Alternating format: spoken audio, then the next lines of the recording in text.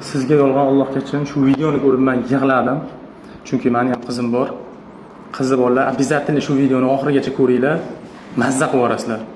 Video yoqqan bo'lsa, like, repost, komment, samolyotchi oxirida bitta podpiska bosib qo'yamiz. Tog'am qizini uzatdi. Aytadiki, 3 kundan keyin shunaqa yomon sog'indim. Kechasi uxlamay chiqdim. Mashtim achishdi. Ertalab bomdoddan keyin xotinga aytdim, tur. Qizingni ko'rib kelamiz dedi. Voy, adasi jinnimisiz? Qanaqa borib ko'ramiz? Ko'cha sipirgani chiqadi, uzoqdan bir ko'rib kelamiz. O'zini jonli ko'rgim kelyapti dedi.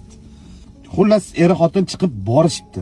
3-4 uy narida turib, mashinada o'tirib tomosha qilishdi. Aksiga olib qizni ko'cha sipirgani chiqmabdi dedi. Qaynota qaynonasi ko'cha sovuq, ko'chani sipirmaysan debdi. Baraka topkurlar. O'tirdik deydi, bir mahal darvoza ochildi deydi. Bir mahal mashina chiqib kelyapti. Qarasam, quda chiqib kelyapti deydi. Ana hamma tomosha o'shadan keyin boshlandi deydi. Yurib ketay desam, shunaqa palasheniyadamiz, xuddi ko'radi mana deydi.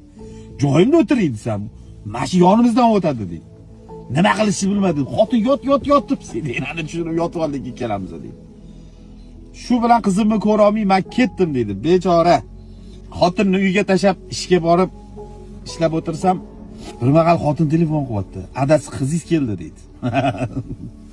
Hamma ishlarimni yig'ishtirib uyga bordim deydi. Ha qizim, tinchlikmi? 3 kun bo'ldi turmushga chiqqaningga. Ertalab mashinada o'tirganinglarni qaynatam ko'rib qoptilar.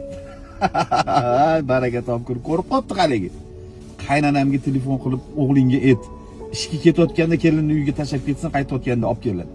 Bechora qudalarim mashinada ko'z yosh qilib o'tiribdi, qizimni ko'rarkanmanmi deb. Baraka topsin, Alloh rozi bo'lsin. Mana shunaqa qilganlar bormi?